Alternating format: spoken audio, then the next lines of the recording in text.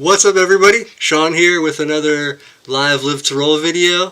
This week we are going to be talking about talking to high-level quads and about vents and just other stuff that they have to deal with in daily life. So these are my guests this week. I have actually, I'll just let you guys introduce yourself. The way you guys are showing on the screen, Dominic, you're actually the first one up. So do you want to go ahead and introduce yourself? Sure. So I'm Dominic Titano. I'm a C3, C4 event-dependent quad. I had an ATC accident 34 years ago. I did my rehab at Rancho de los Amigos. I was there for 23 months. Even though Sharp Rehab is located in San Diego, where I live, I believe going to Rancho was the best thing for me. I mean, yeah, I was away from my family and friends, but it allowed me to focus and dedicate all my time and effort into my rehab. Rancho was the best thing for me, like I said, because it's like my family. I was there 23 months, and the people there I still keep in touch with. I still keep in touch with a doctor or a therapist, a respiratory therapist, occupational therapist, and one of my nurses. Rancho's an awesome place. So then after rehab, I went to school, college, graduated with a bachelor's degree, and then after school, I worked for a leather goods company for 15 years doing data entry and purchasing. Besides working, I've also counseled patients, been a peer mentor, been a guest speaker for colleges and different events. Despite my high level of injury, I stay very active. I go to sporting events, concerts, plays, places with incredible scenery, amusement parks, spending time with family. I also enjoy traveling. Awesome, man. I was going to say, staying positive is what has helped me the most. Dealing with a situation, no matter what it is, spinal cord injury or depression, has to come from inside yourself. I believe God has a plan for all of us, and I believe everything happens for a reason. And I think we can all learn from each other, be there for each other, and share our stories, share our resources, and all that. And if anything, we can be there emotionally for each other. So it's awesome to be part of your discussion. Thank you, Sean. Awesome. Yeah, no, thank you. Great to have you on, Dominic, for sure. And we'll get into all that stuff very soon. Again, so Daryl, you're actually next on the screen for everybody's view. Do you want to give a little introduction to yourself, too? Yeah, my name is Daryl Parker. I'm a C4, C5, C6 quadriplegic, full quad. I went to rehab in St. Jude's Hospital. I was in a car accident in August 10th of '07. So I'm working on my 14th year. After leaving St. Jude's for 9 months, I went home. And my wife, who was a nurse, was taking care of me. And I made a good friend out there with a pastor who was working at the hospital and visiting me every day. But I still wasn't doing good. I started drinking and getting depressed and, getting beside myself with what I can't do and what I could, what I used to do. So my wife got me at Casa Colina, where I went through my outpatient rehab and found out there was a group meeting there. And she begged me to go, and I went. And my life changed immensely. I met a lot of good men and women that were doing extraordinary things in their chairs and out of their chairs. And just years of people that's been in chairs, that wells of information that changed my life. And I was able to go skydiving back in September. And that was all because of being in circulation, being part of groups. All these guys on here, I know they're my friends, and I have a whole lot more friends out there that's doing this thing, man, and living a good quality life. And like Dominic said, you have your bad days, you have your good days. But I know God didn't make any mistakes. I'm right where I'm supposed to be at. I'm living the best life that I can right now in this chair, even before I was walking. And it's amazing, man. So thanks, Sean, for having me on, and I got you anytime, bro. Awesome, man. Thanks, Daryl.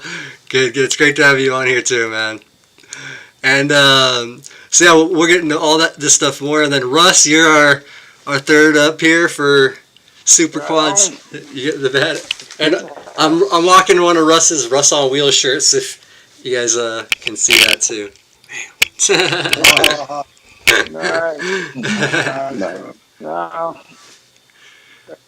My name's Russell Burke. I got hurt May May 26th of 2013 out in Lake Havasu. I dove off the back of the boat, hit the bottom of the river, broke a C4, C5 vertebrae, and was instantly paralyzed from the neck down, and became vent dependent. Spent 5 weeks in ICU in Las Vegas, then flew out to Colorado to Craig Hospital, did 3 months of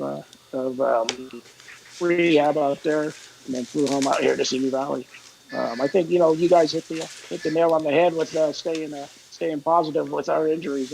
Because when I first came home, I was depressed as hell. I thought life was over, man, and I was in that funk for probably I'd say 3 months before I met Triumph, and once I met the Triumph Foundation, kind of pulled my head out of my ass and showed me that life wasn't over. Like there's stuff out there we could still do no matter what, if we're in a wheelchair or not. So, I think once we accept the injury and stay positive, life turns around. So, Yeah, awesome, man, for sure. And yeah, you guys all know I left Bobby for last just because Bobby's been a regular, and he's just kind of super quad. And Bobby is a super quad. But Bobby, you want to give your quick introduction as well for people that don't maybe know you on here? My hero. Yeah, no problem. No problem. Hey, my name is Bobby Rohan. Like Sean said, I'm a C5, C6 quadriplegic. Thanks, Russ, for the shout out as super quad. But I think all of us are the super quads in this house. And I've been hurt 31 years from a cycling accident, and I'm just still honored to be with these three guys at the same time and hear their story, because hearing them and what they do each and every day, it's just been amazing that I think we all inspire each other. So I know that someone like Russ or Daryl or Dominic, when they hear my story or Sean's story, they get inspired to do things and set their marks high. And I think we do the same when we hear their stories and some of the great things that they accomplish. So I think we do it for each other, no matter what our levels are. If we have a friend that's a para and going out there and doing something awesome, I think we all get inspired with that as well. I agree. Yeah, definitely. All right, so some of the stuff that we're gonna, wanted to get into it with you guys for just, like some of the stuff you're dealing with, because Russ and Dominic, you guys have vents. Daryl, one of the things I was gonna ask you, because you are a little higher level too. Was a trach? Just they give you the option, but were you able to breathe okay enough in the beginning to where they just allowed? You said, go for it. Exactly. It was a touch and go situation because my respiratory was really low, and you could barely hear me when I talked. But they thought as though my diaphragm was getting strong, and so they avoided putting a trach on me, and which I'm grateful for. But yeah, it was like touch and go. It was pretty close. But now they're saying because of the high level, if you got a minute, jump on YouTube. Yeah. Yeah. So, yeah, they gave me an option, but yeah, my diaphragm got strong, and I was able to breathe on my own, and I'm so grateful for that. But they said in the long run, because of my age, that might be some type of consideration that I might have to do. But I'm just taking one day at a time, bro. I'm good.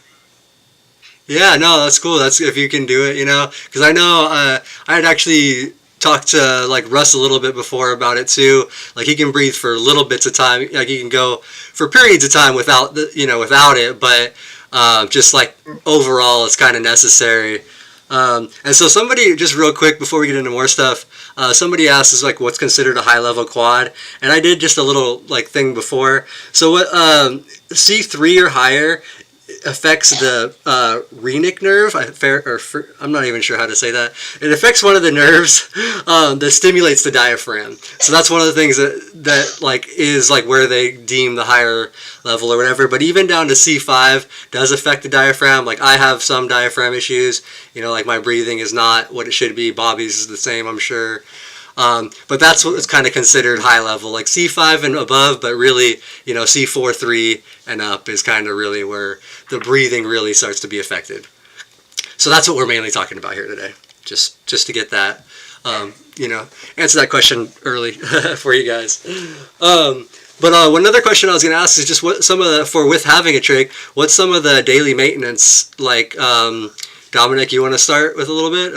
Just kind of some of the stuff. So I do breathing treatments 4 times a day, and it's not because I'm sick, but it's because just maintenance, like you said, just trying to stay healthy and everything like that. The trach, it's there, it's a given for me. Luckily I have half the diaphragm, so I'm able to breathe off the machine, so I'm not totally dependent, So like every morning I do my morning care, off the vent for like 2-3 hours, which is nice. So that way, out in situations, or away from my helmet, I look at things that say the battery dies on the ventilator, something goes wrong. Well, luckily it's not a stressful situation.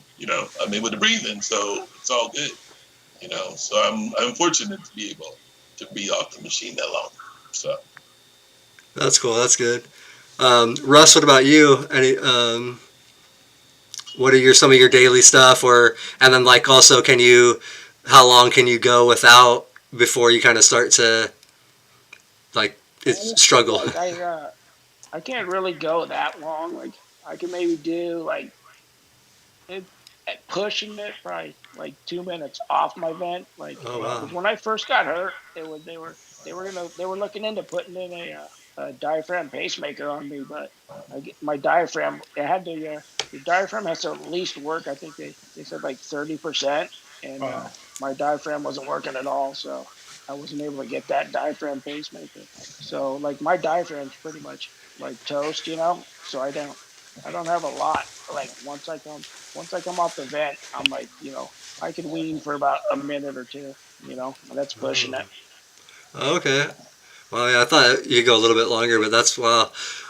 So yeah, so you really need to make sure somebody's around to take care of that, to make sure any issues happen or anything. I'm not fortunate to be able to breathe for 10 hours off the vent. Yeah.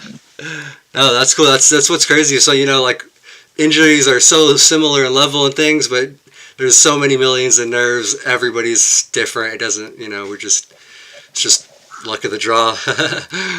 yeah, pretty much. So also, I was gonna say, I know one of the issues I've talked to people about is you get like blockages or clogs or anything like that. Is that something that happens often for you guys, or is that just like a rare occurrence? It happens. I know it's mostly when my secretions are thicker and when I don't use the humidifier on my ventilator, So then the secretions get thicker on that. So I use the humidifier on my chair, which helps the moisture in the air go into my lungs and everything. So luckily, that's what I know. I know what I need to do, and so that's why I use the humidifier just to stay on top of the secretions, because it's not fun to have, plugs. It's actually kind of scary. I've actually had a couple where I can actually clear it myself, using the ventilator assistance and all that. But I don't want to do that all the time. Yeah, definitely. Yeah, I don't use a humidifier on my chair. I just use a HME in line with my vent tube. But I do use a humidifier when I'm in my bed. Right. So the HME on my chair did not work for me. That's how my secretions actually got thicker. Right. But like Sean said, every situation is different. Different. Like I found it bad. Like when I go to Vegas, because it's so hot and dry out there. Like I've been out there and got plugged up, and that's not fun. No. Yeah, so that's something to keep in mind, like weather and temperature and stuff like that will affect that as well, huh? Okay, that's good information to know for people. Yeah, go Bobby. So can I ask a question? Is there like and I have another buddy that's on a vent, and seemed like compared to seeing his vent and yours, Russ, different styles. Obviously, there's different many brands and styles of ventilators out there. Is there like a luxury one, or is there the go-to, like how everyone likes the certain brand of power chairs? Is there one for ventilators that is like in the dream catalog or something? No, Wow. I should be on the LTV 1100, and then they they took me off of that one, and now I'm on a uh, shit, and now I'm gonna forget what it's called. It's a um, damn it, um, I forget the name of it, but they put me on a new one, but it's a lot quieter. It's a lot quieter than what my old one was. So I do like that. That's So, cool. Oh, it's yeah, in a straw yeah. Astro 100 or 150? 100. Yeah, exactly. Yeah, so that's what I'm on. But when I started 34 years ago, I was on a PLV 100. It's like a big old dinosaur, kind of like the LTV, or Yeah, bigger than that, and all that. So, and I had that probably for at least 20, almost 25 years. I mean, that was my favorite. And that's breathed the best and all that. But they stopped making them and they stopped repairing them. Maintenance and all that. So, and then when we realized that, we had to go try me on some different events. And I tried the HT50, I tried the Trilogy, and none of them worked. And so luckily I was able to find this Astro and Under works well, and it's smaller because the PLV was probably the size of like 2 shoe boxes, so you can imagine making my chair even that much longer, Yeah. so now the Astro is like the size of half a, lunchbox almost, which is beautiful, for so you can sure. make your chair longer. So yeah, It's so I'm pretty. pretty lucky. So I like it. It's pretty weird how different they are with to how sensitivity is on them. Like Mm-hmm. my LTV used to go off all the time, and my straw now doesn't even really go off unless it's like a full emergency. Like my LTV would go off all the time. If I had little secretions or not, it would start beeping and stuff. Right, right. Yeah, I know. Yeah, I mean, so so I have a high volume, and so I can set up the volume, that alarm on my chair all the time, but I mute it pretty much. What's on sensitivity one, But yeah, it's annoying when alarms go off. I mean, like I've had nurses come in and say, "Hey, your alarm setting's on 1, which is the lowest setting." I can barely hear it. I'm like, "Well, I'll tell you if something's wrong. Trust me, I'll let you know if there's something wrong." Right. Yeah. So that was real quick too. So the technology on the ventilators, Dominic, from 34 years ago, um, Right. has that been a pretty significant change, or has it been? Is it pretty? Oh, yeah. I mean, Oh besides yeah. the size and all that, you're just saying Yeah, like yeah, the, yeah. yeah. No, it's a significant change, as you can imagine. Wheelchairs, Oh power yeah. I mean, I wheelchairs. just Imagine way imagined back that. then, right? They were belt driven. They put it in gear. Now they're all computerized. The same thing with ventilators. Back there they had like analog one and little dials that you would turn for volume and all Wow. that. Now it's Wow. touch screen. It's touch screen. It's Yeah. like computer Nice. friendly, so it's beautiful. It's like easy for anybody to do it, or learn on it, or I could walk through somebody, through it and all that kind of stuff. So yeah, Right. pretty awesome. It always Nice. looked like it was like kind of like what you hear in TV. It was like you're grasping for your life, doo-doo, doo-doo, Right. Right? you know, and it was that big box, and it was huge back there. Right. That's Yeah, crazy.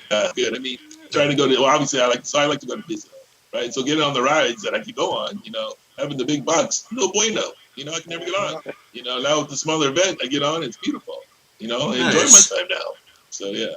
That's cool. That's good stuff.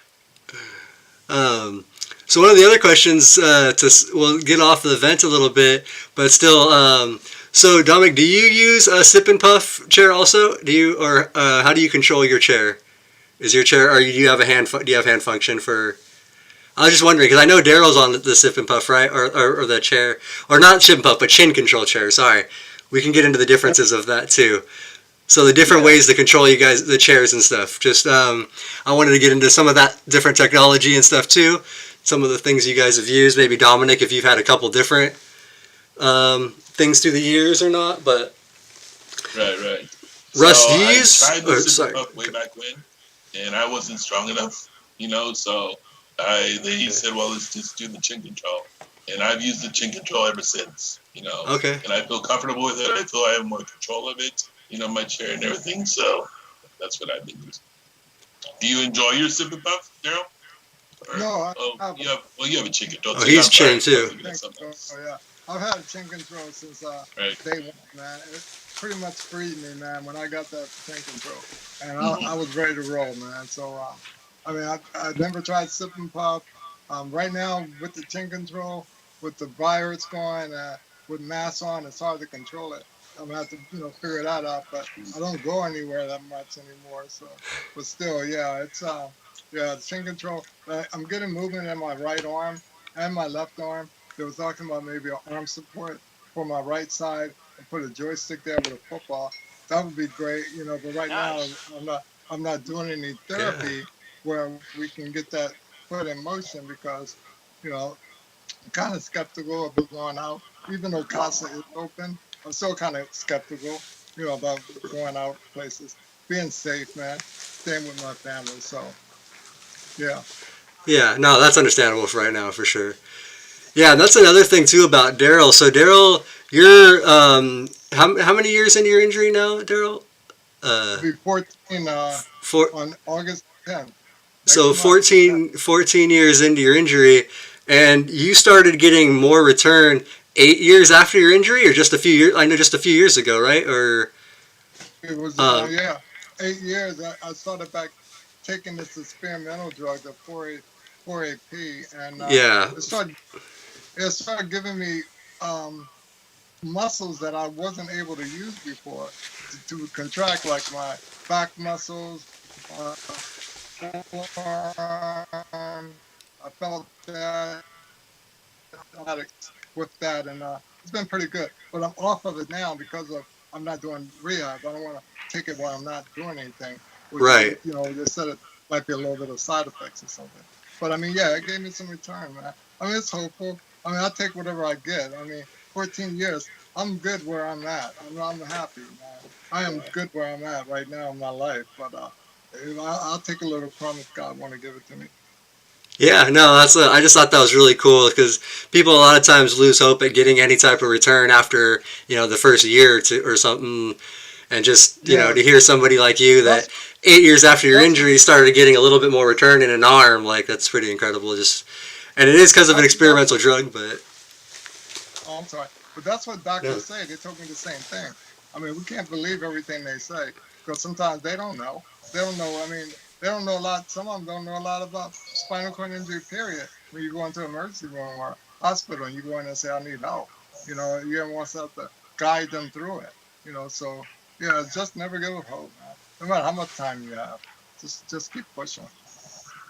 right on. Yeah, man, that's good stuff. And Russ, so you use a sip and puff, right? Yeah, I use a sip and puff. That's what I thought. So, just for people that don't know, if you are unfamiliar, like the chin control, like Dominic and Daryl use, is just basically a joystick controlled by their chin. A sip and puff is controlled by a series of like sipping and puffing, like you're in sucking and blowing into the stick to control different movements. Do you want to explain a little bit of it, just real quick, Russ? You don't have to get into crazy detail, but It's just pretty simple. It's like a hard puff will make it go forward. A soft puff will make it turn left, right. A soft suck will go left, and a hard suck will stop and go in reverse. was that pretty hard to get used to at first? Just kind of like controlling the chair and getting just And it was pretty making. easy. Like when it's all you got. And this was Uh, the first chair they put me in, so it was like, what, I like it. So I never tried anything else but my sip and puff. They said there were other ones out I could try, but I got the hang of this one pretty quick, so I just stuck Yeah. with it. nice, cool. Did any of you guys use a head array?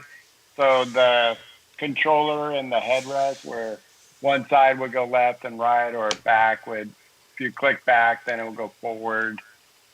No, Um, I almost tried that, but it's just too much work, man. Too much head work. It's a lot, bro. You know, the thing that people don't get is like when we're out there rolling around, dude. When we start hitting bumps and shit, dude. Like the shit affects your chair, bro. Yeah, You know. yeah, Yeah. right. So right now during COVID, Russ, no mask. I've seen a couple of your Instagram photos, and it doesn't look like you're able to wear a mask, or have you poked a hole in a mask so you can just pop it right through? I just haven't even wore one, honestly. Like I got a set of friends that I just hang out with, pretty much the same ones, And if we go anywhere, it's like if there's a bunch of people, I won't even do it. Okay. Right. Yeah, that's cool. Yeah. Right. Yeah, you're still staying safe, but I mean, because that's what I did see somebody online post that they had made a mask that was actually modified to like seal around the sip and puff and everything to make an airtight seal and everything. But yeah, that seems pretty crazy. Yeah. Right. My nurse, he modified one of my masks, and poked a hole in it, so I could feel the chicken chomp. But he still didn't feel safe driving it. I'm like, I'm telling myself and telling my friend, I feel like it'd be more of a hazard to the people around me and myself by hitting them or hitting the wall, right? Yeah, so I don't even bother with the mask, and then finding out that I have one of the conditions that is exempt, from wearing the mask it helps, so people don't give me too many dirty looks, when I've gone to the doctor's appointment and all that kind of things. And that Yeah. condition obviously is being unable to remove the mask yourself. Right. So Yeah. No. quick question. I know when I've been sick and I had pneumonia a couple times, and which just felt like I obviously could not breathe, caught quads, and just leaned and pushed forward as hard as I can for a cough. yeah. And obviously with COVID, worrying about just even anything minor to the chest. What is it like when you guys get sick or have a chest cold? And, has it been pretty miserable? Do you have to get suctioned out? Or what's it like when you guys get the common cold? And I'll start with Daryl and work around the Yeah, room.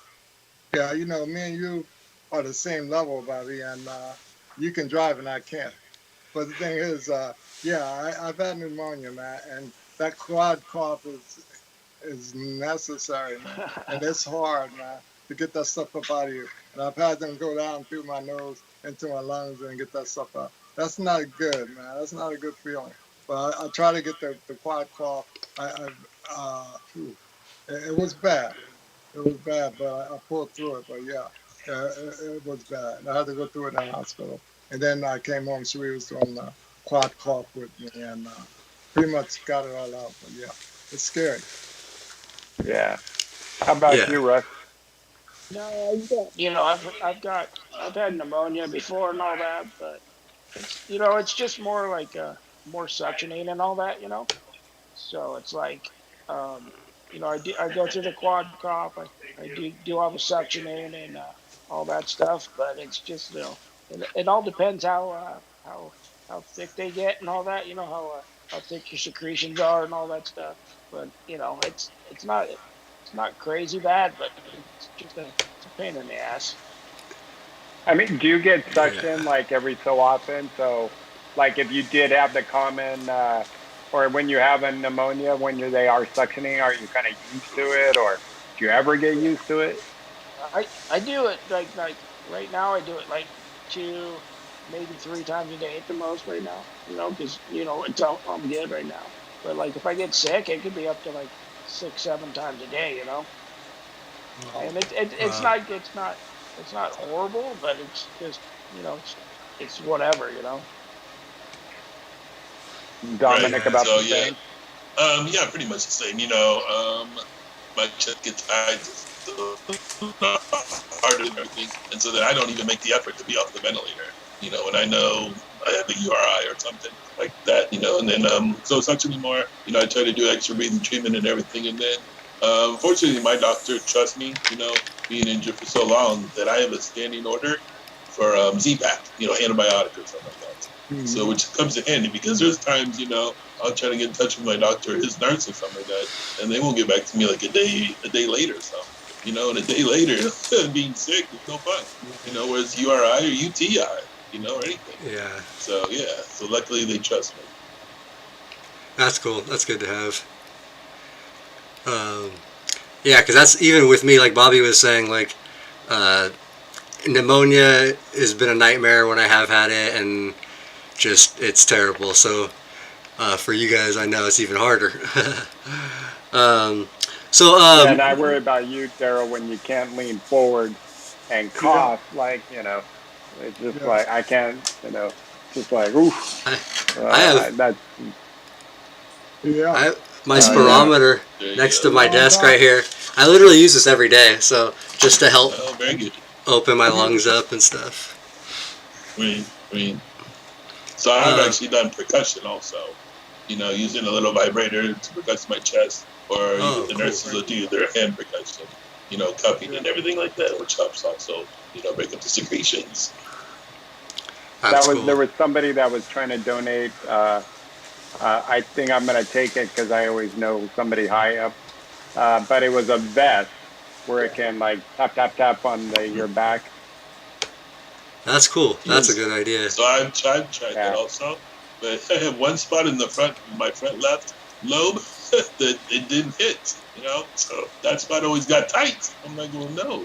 You know, I'm not going to use it then. But I mean, obviously other people have used the vest, you know, so that comes in handy for some.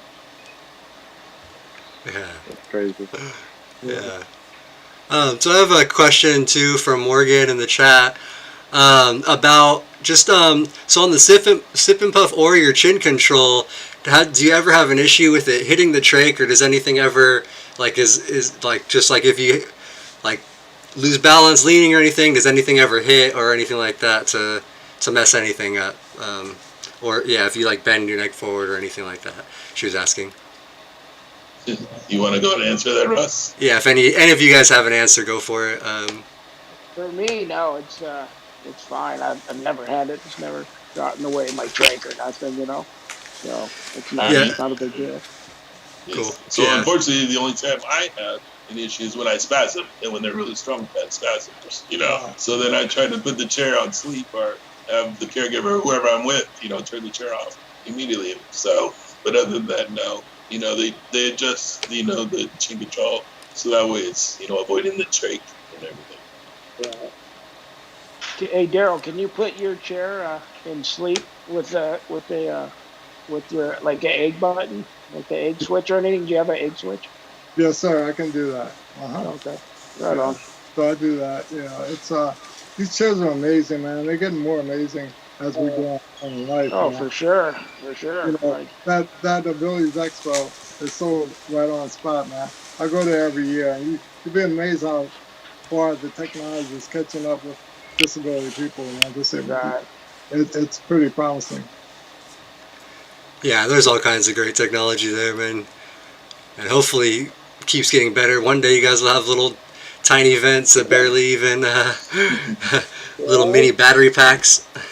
Exactly.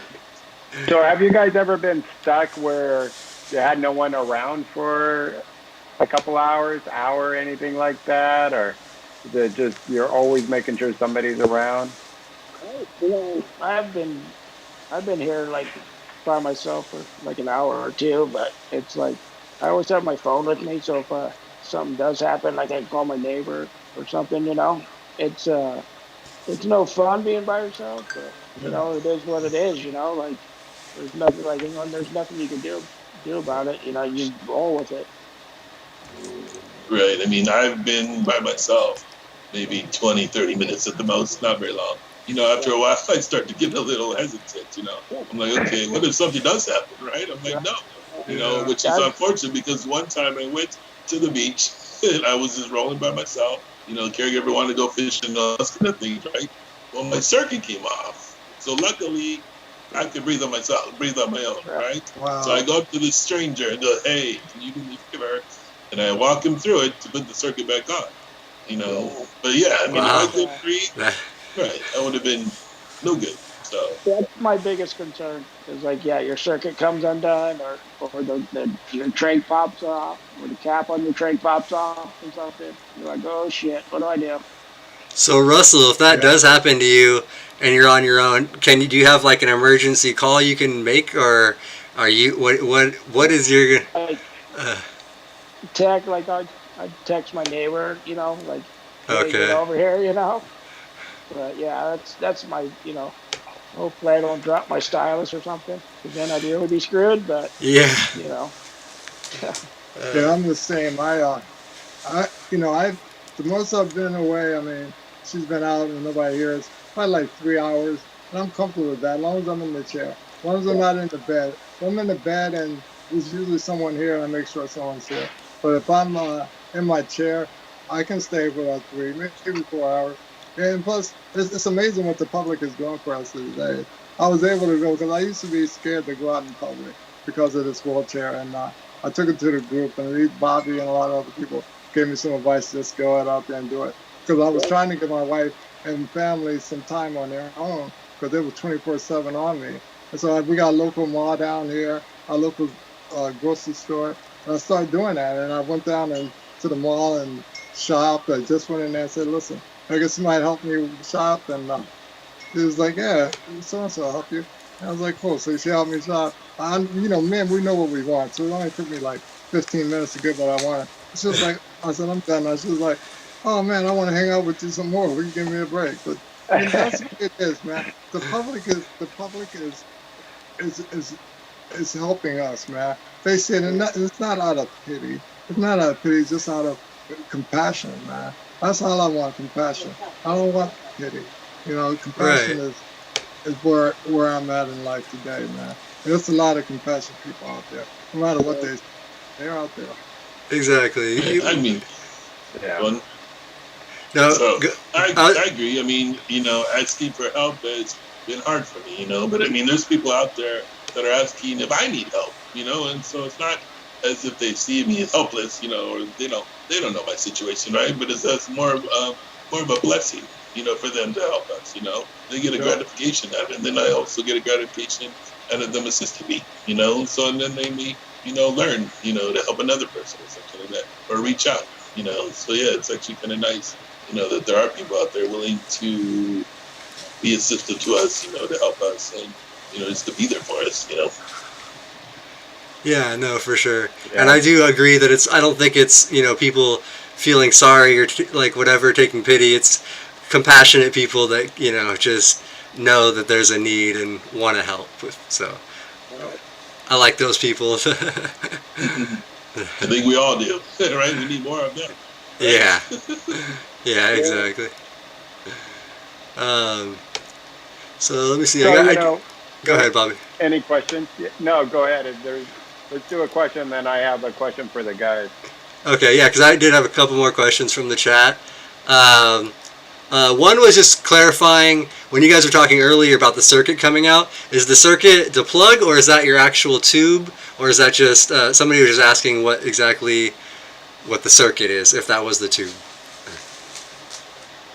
It's the actual tube, Oh, it is, okay. The actual tube either comes apart down below, or it's actually come off at the top where the trach is, where it connects, So luckily, my rehab introduced me to a spring system, so it actually holds on my tube onto the trach much better.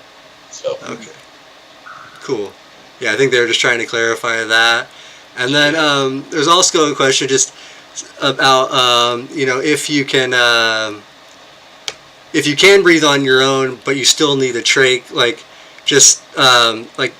some people, yes, they can breathe on their own, but not well enough to do it all the time or to be able to get adequate oxygen. So a trach is necessary in that situation, and just to help out supplement and stuff. So yeah. So like I said, I was able to breathe off quite a bit, but for a long time, but every breath I take, I have to think about it. So if I don't think about it, I'm not breathing, So there's times when I'm tired, and I'd like to doze off, take a little nap, and I'd wake up and take a really deep breath because I'm like, I've been out, without breathing for like a minute or two, So it's like crazy, but yeah. So we actually got another question from Robert Soda, one of our guests on here before, and members I think most people know. He was just asking what kind of technology you guys use for everyday living. Not trick question, just on other stuff. And I know Daryl, you use a lot of stuff, including your eye detectors. So if you want to explain some of that, it'd be cool. It's called Glass House, and it's really amazing. I got it through the Triumph Foundation. I'm an ambassador there, but they granted me, I did a back to work program with them, and they granted me these glasses so that I can operate my cell phone and my computer and my devices around the house with these glasses, which is pretty amazing. I'm still getting I'm not up to Dominic's speed of 30 words per minute with his mouse stick, but I'm getting there I'm getting closer because I'm taking classes at my community center down there for computers. But yeah, it's been a blessing. I'll put the information. I know they're made in China, but assistive technology out of North Carolina has them too. And if you can get in touch, they're in the book. Maybe I can get the number to Bobby and he can post it, or Sean, he can post it. But yeah, man, it's amazing. And then with my chair, I can use to operate my cell phone. I mean, not my cell phone, but my TV, the channels and everything like that. So yeah, technology is here, man. It's just so much. And I'm pretty blessed, man. And the same Triumph Foundation got to work. I had no barriers, and that was really cool. What are the glasses exactly called?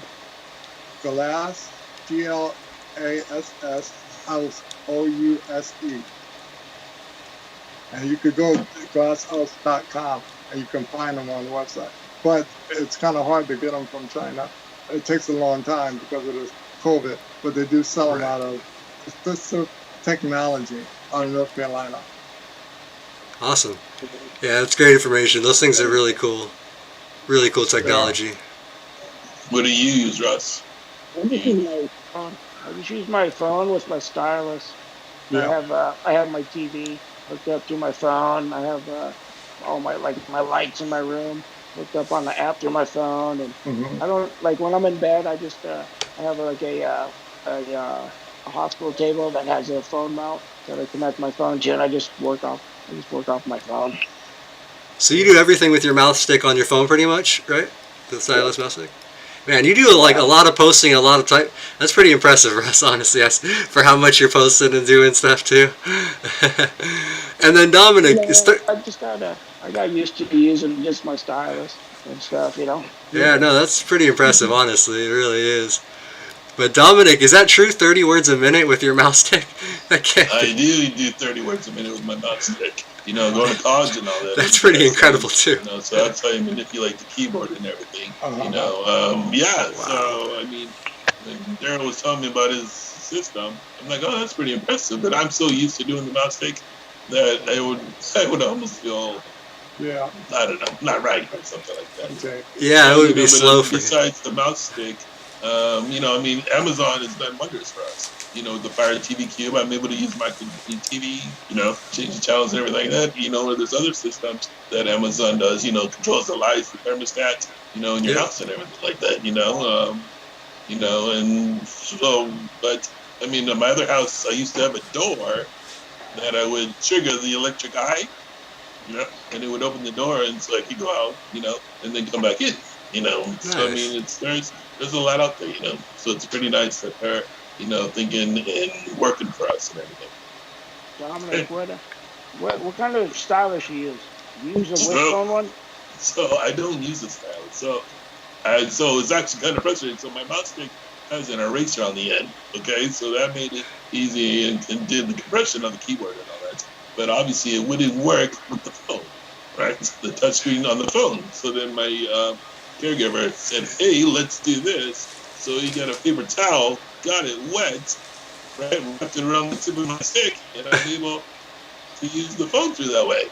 I'm like, oh, right, really? Exactly. I'm like, oh my lord, that's, So how often do you have to keep wetting the? Is that for your touchscreen, like for your phone and all that? Yeah, my iPhone, right, exactly. I'll have to send you a link to the styluses I use. They're super light and they're bitching. They work really good. All right, yeah, definitely. I mean, my neck is so strong that the weight doesn't bother me and all that kind of things. But yeah, I'd definitely be interested in trying it out. Right on. Yeah, that's crazy. Um, that's cool. We all figure out something, figure out a way, whatever works, Oh, for sure. So now, it's a lot of smart people in wheelchairs. I've met a lot of them, though. You'd be amazed. You'd be Yeah. amazed. And that's what, if you got the will to do something, you will figure it out. If that's what I've found out. If you really want to do something that bad, you'll figure a way out. There's something that you can modify, something you can do. It's just a matter of how badly you want to work for that. Right. Let's see. I'm sure there's situations that you and Bobby, Sean, have come across situations that you want to accomplish something or make your life a little easier, and you adapted. Right? Oh yeah. Well, I've definitely found out ways to do stuff. Yeah, because I can move my arms, but like no hand function, doing anything with small objects, anything like with finesse is kind of difficult. So, but you figure stuff out. Yeah, I figure ways out to do all kinds of little stuff that I wouldn't have thought possible, 15 years, 16 years ago when I was first going through my injury.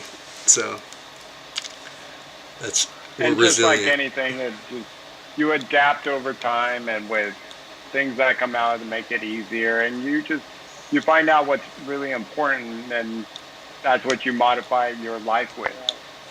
I mean, that's how you've done it, Dominic, and I think all of us have done it, with the different, one way you do it, Dominic, is going to be probably different than what Russ, the way he's going to do it, and vice versa for Sean and I and Daryl, so we all do it our own little way. And when I watch Sean transfer, I'm like, no way. And I'm the one that started helping him learn how to transfer, and he's like, yeah, whatever. I got my own way now, and figured out from somebody else that it looked easier for him. So yeah, just figuring out what worked. Kind of, I definitely picked up things from you too, Bobby, and just but the transfer, yeah, I found that other style of transfer just worked for me, and just something you just got to kind of figure out what does work for you, what you're comfortable doing, and how much you're willing to struggle with something before you.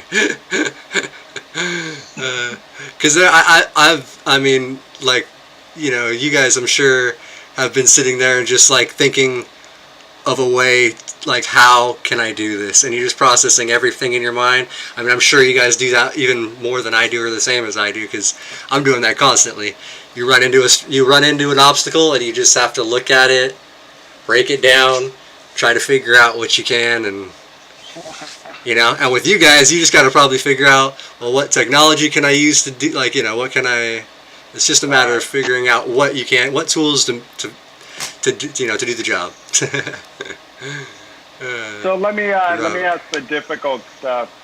What's the most frustrating thing, or what seems to be difficult in the sense? Is it finding attendant cares, or is it I'm just always curious when we always talk about the great stuff and this works, and I use but let's get into some hard stuff.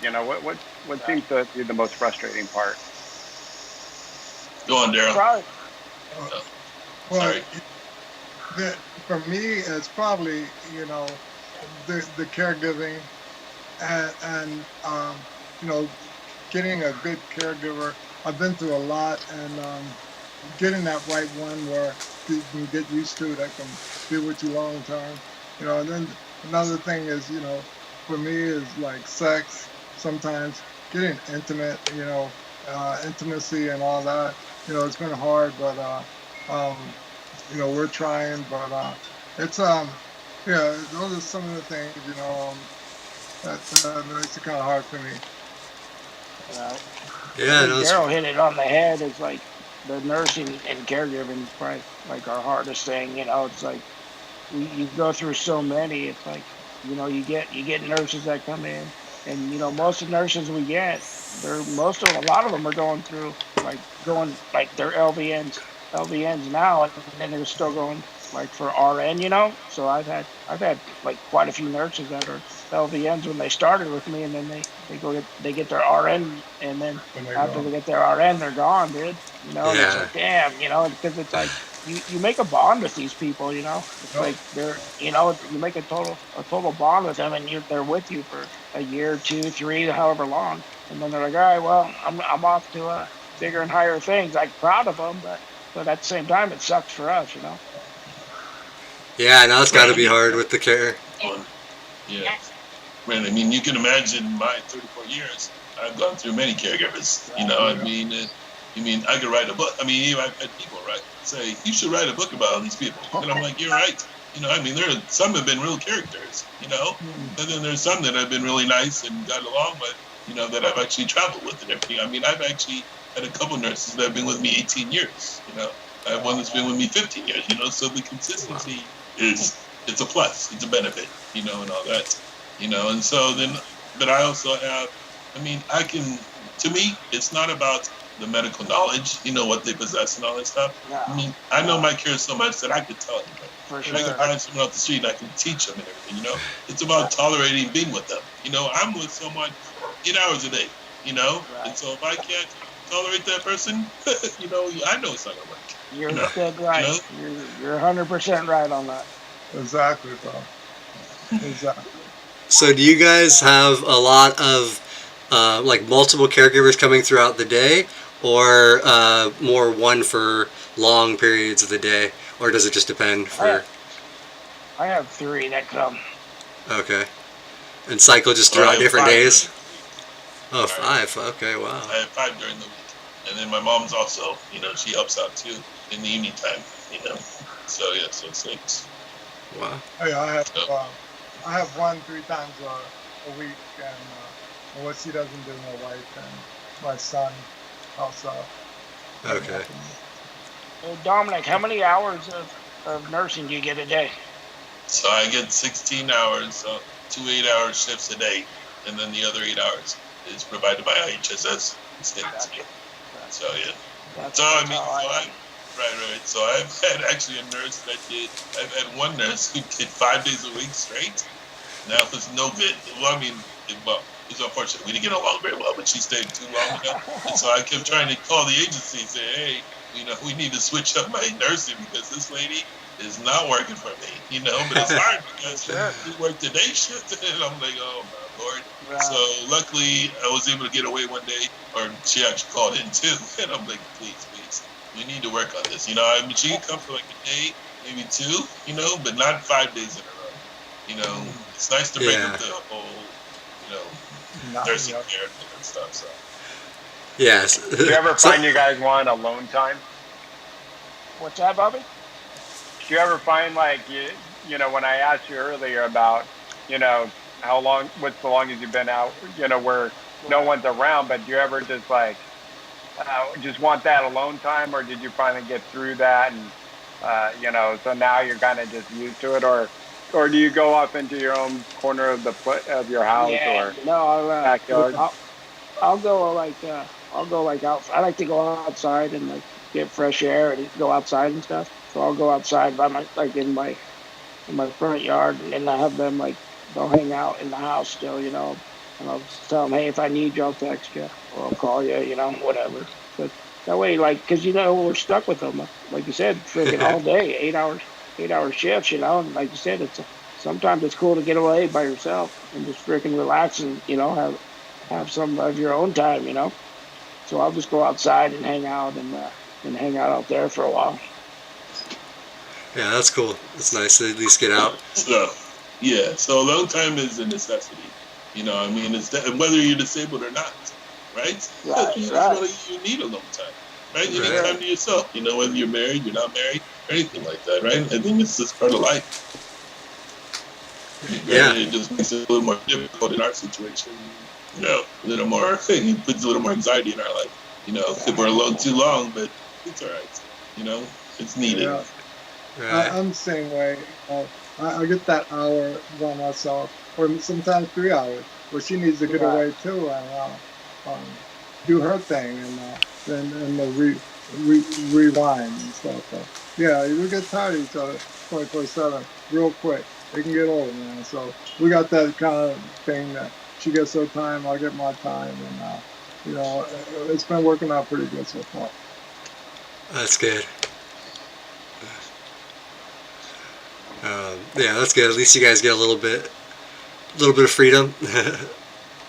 Exactly. Any Bobby, do you have anything else? I was kind of looking at the chat too for some other ones. I mean, before we wrap up, it's always probably nice for anyone out there. What's some tips for new vent quads or Just those any that are using a chin control or wondering if they should go sip and puff?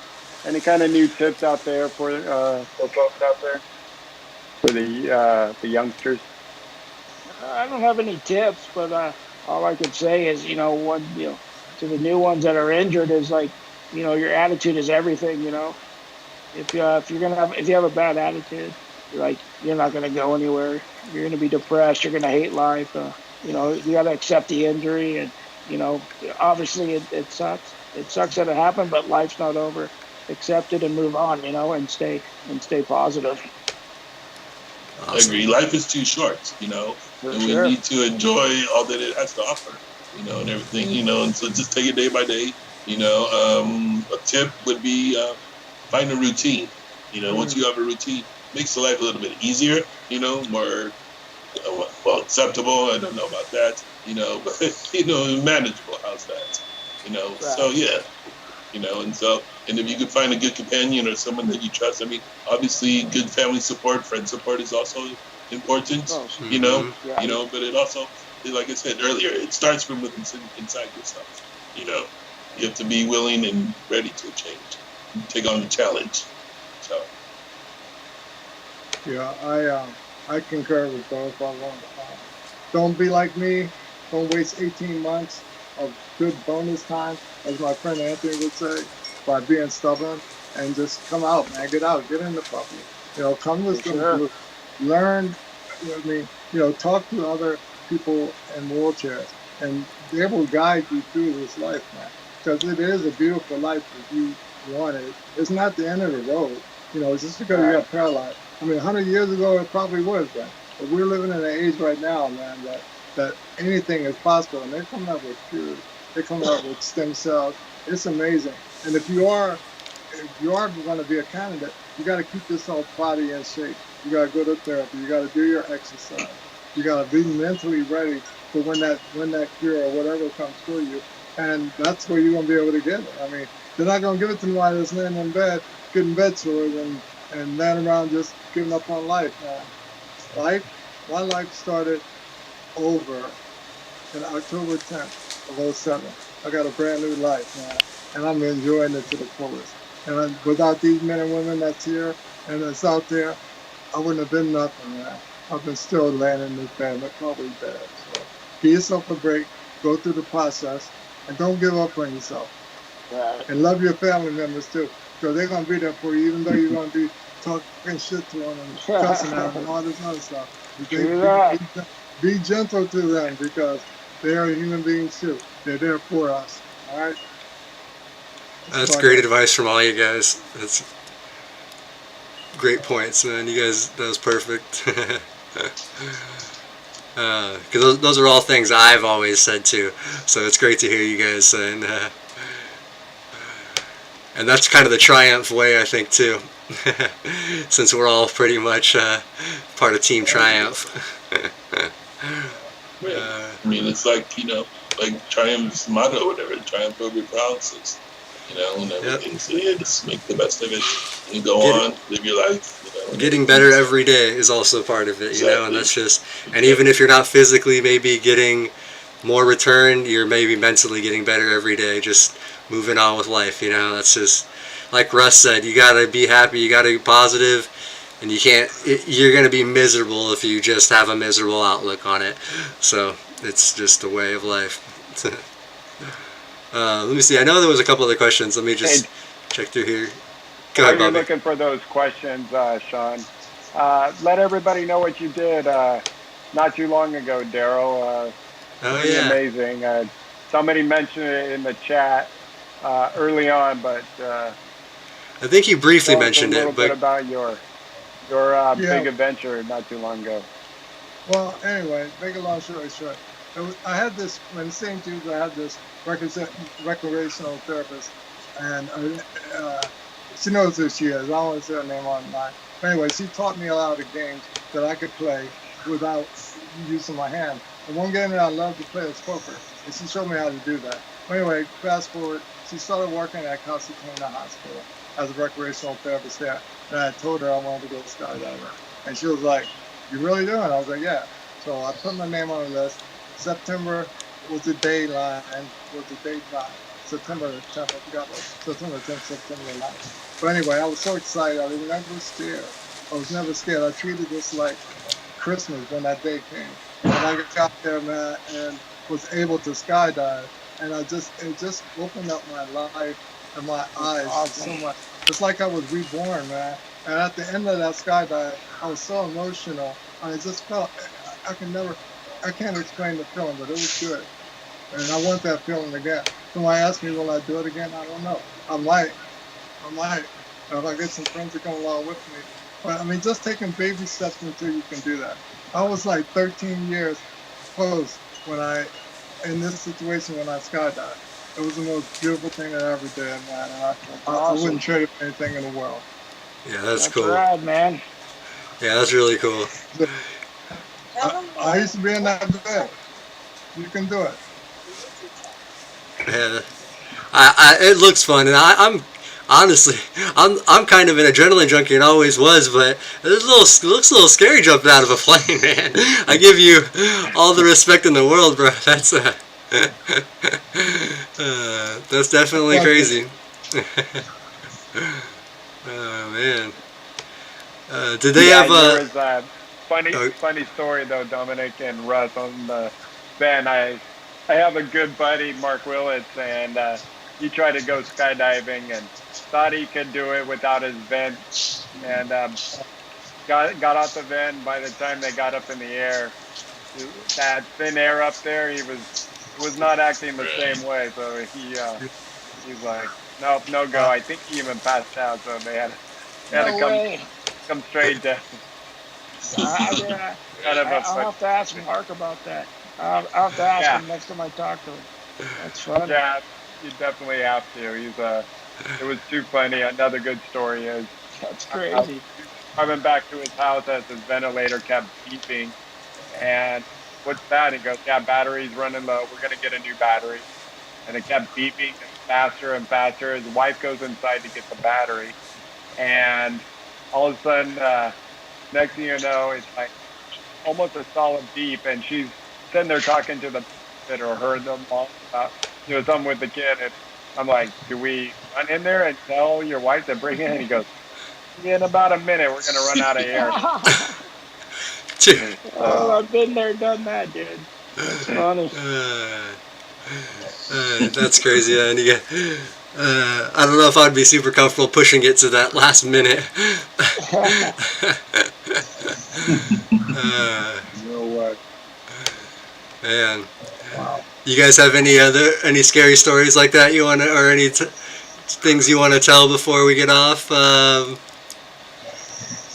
Just like maybe some like things to people should avoid situations or anything. If you guys have gotten in any hairy situations. Well, Dominic, you already mentioned your beach situation of getting unplugged, but I've been like at Supercross. You know, I'll go to Supercross, and one time my battery died on my chair, and my vent runs off my battery on my chair. So frick, I had to jam home from Supercross from Anaheim back to Simi, and thank goodness I made it. Man, yeah, that's probably scary. the closest one I've had. Yeah, that sounds scary. Do you guys have like, so if there's no backup battery system or anything you can? They have a backup battery and an internal one, but it's I think that one only lasts like an hour or something. Okay, so yeah, it's not something you want to rely on. Yeah.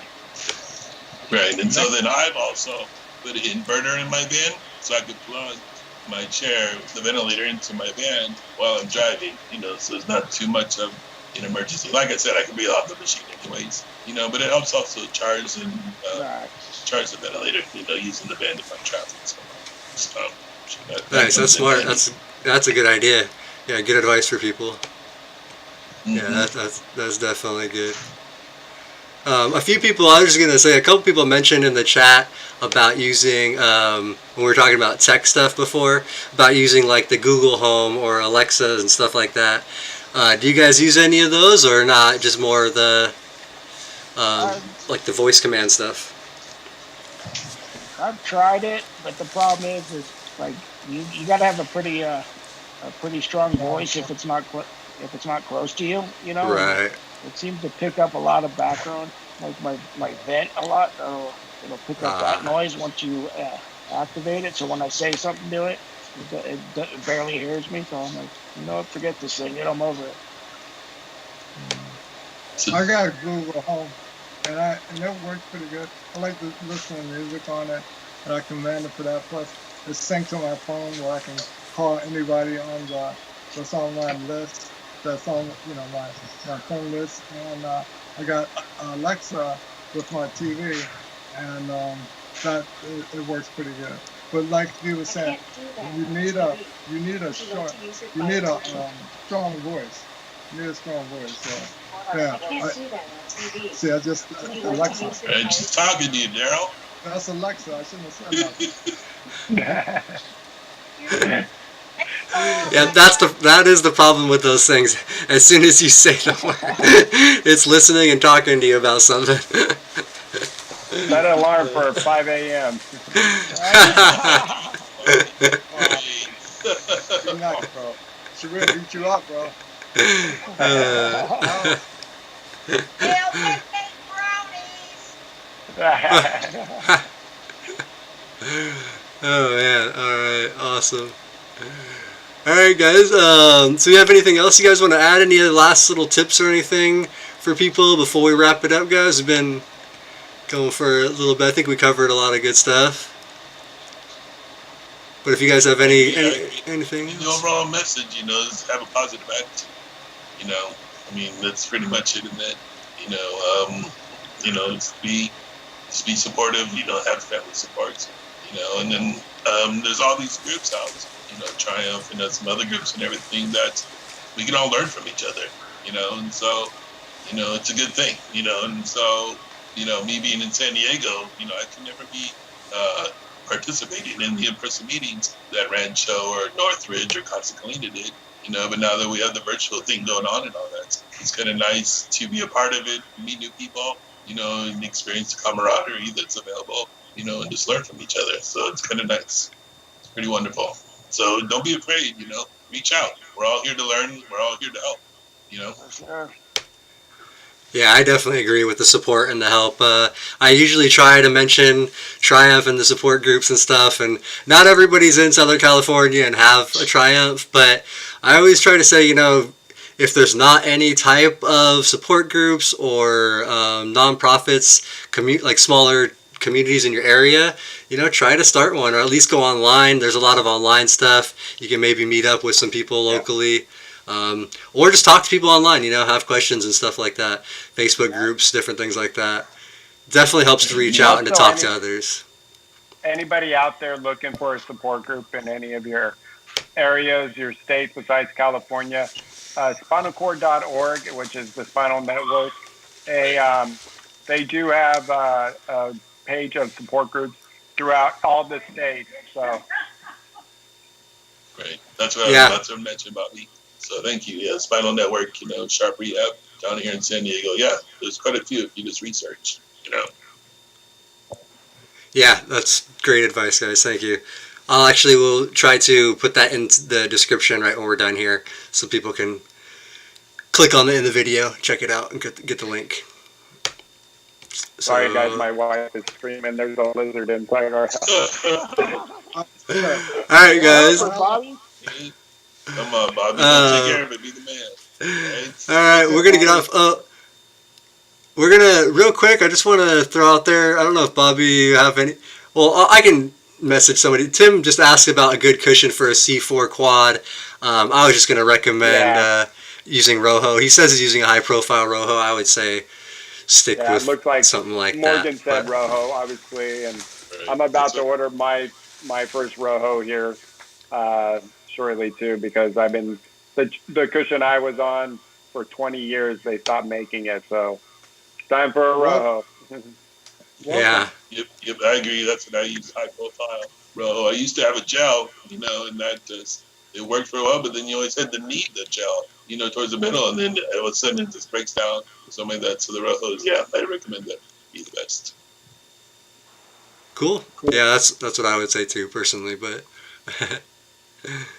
all right, guys. I guess that's probably pretty good. I think we'll wrap it up. We'll let Bobby take care of his lizard problem, and I'm actually going to be taking a 2-week break from the stream, but we'll be back in 3 weeks of the live stream, and I have videos I've been making for the next 2 weeks to keep all you viewers occupied. Nice. Thanks, But yeah, it's great having you guys on, All and right, thank you guys. everybody for watching. Live to roll, Yes. everybody. And if you haven't already, subscribe, like the video, comment, questions, anything below. We'll get to those too. See you guys soon.